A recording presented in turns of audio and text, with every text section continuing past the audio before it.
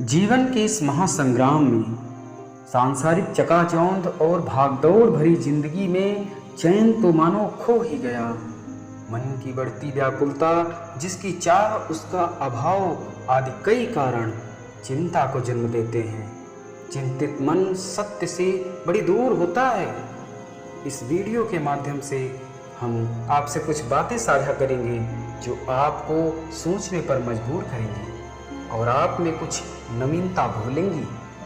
द्वापर युग में जन्मे भगवान विष्णु के अवतार भगवान श्री कृष्ण ने धर्म, दर्शन, युद्ध, राजनीति, कर्म, न्याय, सत्य, देश, परिवार और समाज आदि कई विषयों पर अपने विचार को प्रस्तुत किया है। भगवान श्री कृष्ण पूर्णावतार थे, जिन्होंने जो भी कहा वह आज भी प्रासंगिक है। आज के युग में भी उनकी नीतियाँ प्रगतिशीलता के लिए जरूरी हैं। कृष्ण कहते हैं, मनुष्य के जीवन में सुख दुख का आना जाना सर्दी और गर्मी आने जाने के समान है, इसलिए हमें इन्हें सहन करना सीखना होगा। जीवन में मनुष्य को अपनी वाणी पर संयम रखना चाहिए, क्योंकि वाणी से दिए हुए घाव कभी भी भरे नहीं जा सकते। मनुष्य अपने जीवन में उनके लिए शोक करता है जो इसके योग्य नहीं है। बुद्धिमान व्यक्ति किसी जीवन या मृत्यु के लिए शोक नहीं करता। मैं हमेशा तुम्हारे साथ और तुम्हारे आसपास ही रहता हूँ। तुम ध्यान तो दो, मैं हमेशा तुम्हारा साथ देता हूँ। जो हुआ अच्छा हुआ और जो होगा अच्छा ही होगा। स्वयं को मुझ पर छोड़ दो, केवल अपने कर्म पर ध्यान दो। कर्म ऐसा करो जो स्वार्थ रहित हो, पाप रहित हो। मनुष्य के जीवन में समय चाहे जैसा भी हो, उसे अपने परिवार के साथ रहना चाहिए। परिवार पर यदि सुख आता है तो वह बढ़ जाता है, और यदि दुख आता है तो वह बंट जाता है। मनुष्य को कभी अपने पथ से हटना नहीं चाहिए। यह मूर्खता है, क्योंकि इससे ना तो तुम्हें स्वर्ग की प्राप्ति होगी और ना ही तुम्हारी कीर्ति बढ़ेगी। कृष्ण कहते हैं कि सत्संग अर्थात अच्छे लोगों का साथ ईश्वर की कृपा से मिलता है, परंतु कुसंगति में पड़ना मनुष्य के अपने हाथों में ही होता है। कर्म भाग्य का निर्धारण करता है। गीता में कहा गया है कि परमात्मा कभी किसी का भाग्य नहीं लिखता।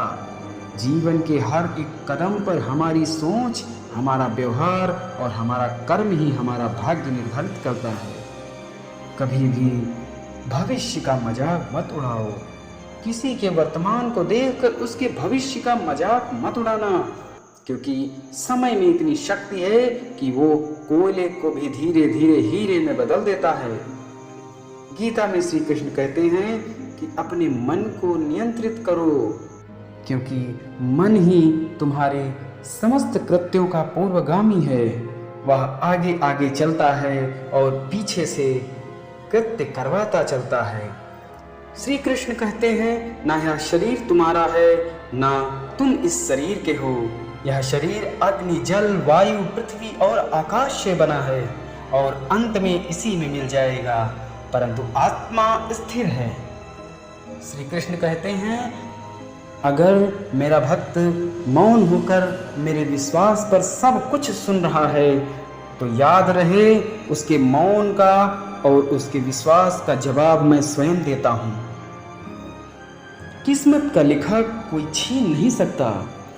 श्री कृष्ण अर्जुन से कहते हैं, हे मनुष्य, तुम अपने आप को भगवान को अर्पित कर दो। यह सबसे उत्तम सहारा है।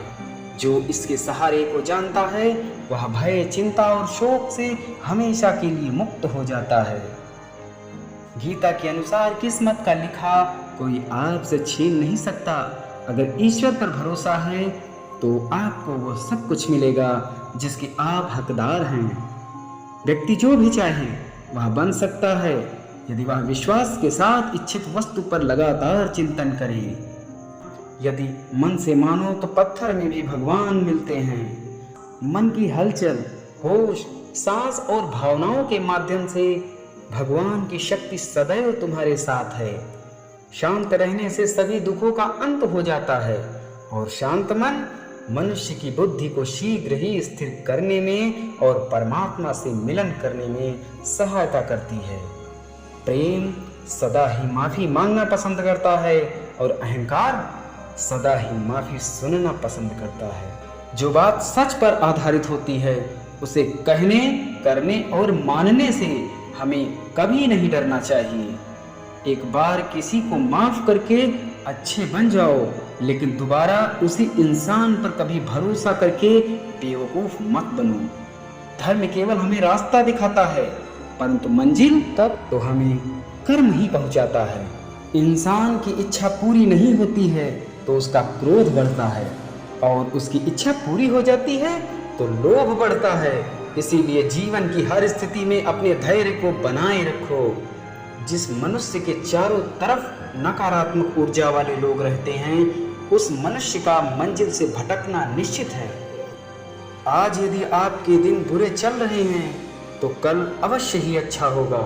आप केवल निस्वार्थ भाव से अपना कर्म कीजिए।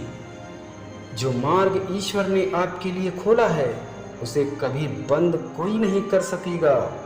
मनुष्य का जीवन केवल उसके कर्मों पर आधारित होता है।